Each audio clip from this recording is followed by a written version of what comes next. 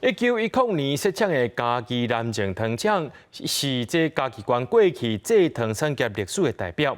嘉义县文化基金会即马邀请老师伫社区内面，甲囡仔大细创作这飞鸭帮，希望把这在地文化用艺术创作方式留伫社区。社区的时代专注伫飞鸭头帮顶面创作，有的人画火车，嘛有时代画鸡仔兵。 各种内容拢是要来表达伊对南靖的印象甲感情。南靖的车站车牌做元素，然后就是往北的话就是往水上，然后往南的话就是往后壁，然后只是把它车牌去复刻在这个陶板上面这样而已。是无啥物困难啦，那讲老人哦，目睭较无好，做较袂水啦。咱糖厂咧做的桂花香槟，桂花啊有冰淇淋啊，有红豆。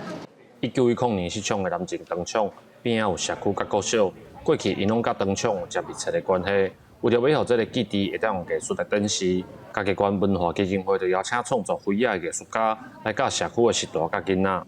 陶土的拿捏，捏塑，然后创作到刻画到完成作品。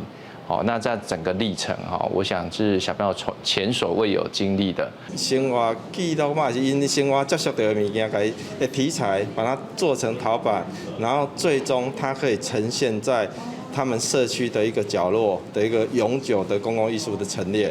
南靖国小指出，学校伫飞鸭创作这个部分，确实较无资源，希望透过这届课程，会当互时代甲学生有更较侪想法，替糖厂甲社区增加新的艺术气氛。记者林慧婷，嘉义报道。